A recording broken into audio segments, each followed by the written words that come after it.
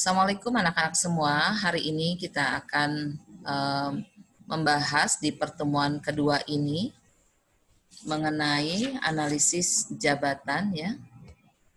Analisis jabatan dan tugas dan uraian pekerjaan pada kegiatan administrasi.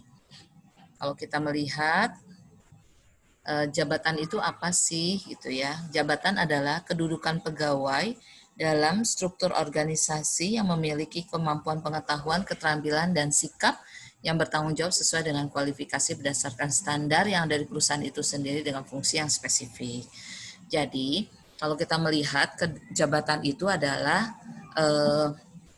kemampuan pengetahuan keterampilan seseorang. Misalnya, kalian menjadi sebagai kasir, maka kasir itulah yang masuk dalam struktur organisasi yang disebut adalah jabatan seseorang tersebut. Begitu ya.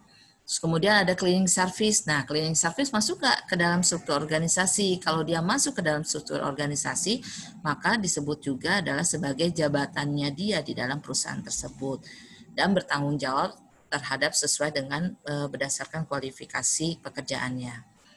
Baik, kemudian yang berikutnya jenis-jenis jabatan itu ada kepala kantor, pimpinan kantor, direktur. Jadi pimpinan kantor adalah orang yang memantau dan bertanggung jawab terhadap kelancaran aktivitas kantor secara keseluruhan, mengatur pembagian tugas pekerjaan personil, mengatur mekanisme kerja dan perlengkapan kantor sesuai kebutuhan. Kemudian jenis jabatan yang kedua adalah manajerial. Adalah orang yang memimpin dalam melaksanakan pekerjaan dengan menjalankan fungsi-fungsi manajemen. Fungsinya apa? Planning, organisasi, actuating, controlling. Nah, biasanya jabatan manajerial ini memiliki bawahan, yaitu para staf, non-staf, gitu ya. Nah, tapi dia lingkupnya lebih kecil dibandingkan dengan direktur kantor, misalnya manajer keuangan, manajer operasional. Kemudian staf atau pembantu ahli biasanya adalah tenaga ahli yang mampu dalam bidangnya, yang membantu administrator dan manajer dalam melaksanakan pekerjaan kantor. Contoh, staf pinjaman, staf akunting, nah itu disebut sebagai ahli. Kalau kalian sekarang sekolah di SMK Darut Tauhid mengambil akuntansi, kalian termasuk adalah sebagai staf ahli.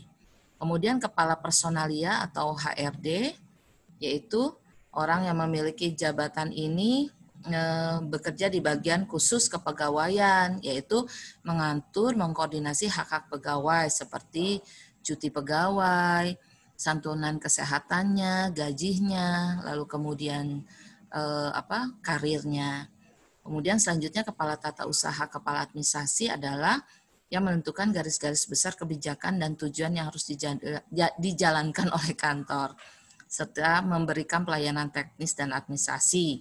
Contohnya keperluan keuangan rumah tangga kantor, kepegawaian, lalu perlengkapan peralatan kantor, terus kemudian surat masuk dan keluar, itu masuk di kepala tata usaha. Kalau kita melihat jabatan struktural adalah jabatan yang berupa kepemimpinan, misalnya di Pemda, gubernur, wali kota, bupati, staf kecamatan ya. Sedangkan jabatan fungsional, guru, dosen, dokter, bidan. Paham ya, ada perbedaan antara struktural dan fungsional. Kalau fungsional lebih kepada keahliannya.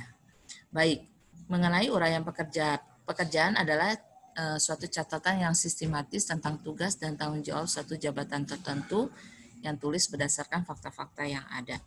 Artinya di sini uraian jabatannya adalah tentang tugas dan tanggung jawab. Jadi kalau kalian memang sebagai kasir, di sana disebutkan tanggung jawabnya apa saja. Kasir misalnya mencatat segala pengeluaran dan pemasukan uang. Nah, nanti kan di sana disebutin tugas dan tanggung jawabnya. Kemudian spesifikasi persyarat pekerjaan jabatan adalah persyaratan minimal yang harus dipenuhi oleh orang-orang yang menduduki suatu jabatan agar dia dapat melaksanakan tugas-tugas yang dibebankan kepadanya dengan baik. Contohnya adalah kasir, maka spesifikasinya harus bagaimana? Harus dia misalnya tamatan SMK, karena dia mempunyai keahlian tersendiri. Kemudian akunting, dia harus mempunyai keahlian di akuntansi. Dokter, dia mempunyai keahlian di kedokteran. Baik, selanjutnya adalah manfaat analisis jabatan. Manfaatnya adalah untuk kita mengetahui perekrutan dan seleksi pegawai. Jadi kalau misalnya kalau ada pegawai yang baru masuk, itu yang mau direkrut harus diseleksi dulu.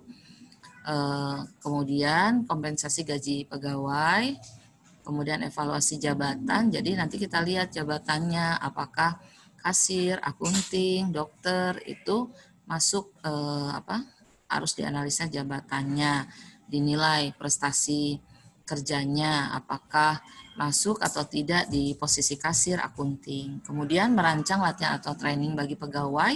Jadi nanti dilihat dengan analisa jabatan ini, analisis jabatan, dilihat apakah kasir sudah mampu, akunting sudah mampu, atau perlu lagi adanya latihan training untuk meningkatkan skill pengetahuannya. Kemudian promosi dan penempatan pegawai, kalau seandainya dia berprestasi maka ditempatkan di posisi naik yang lebih tinggi. Merencanakan perubahan organisasi, bila berkembang semakin besar harus dibuat rencanaan. Kemudian penyederhanaan pekerjaan.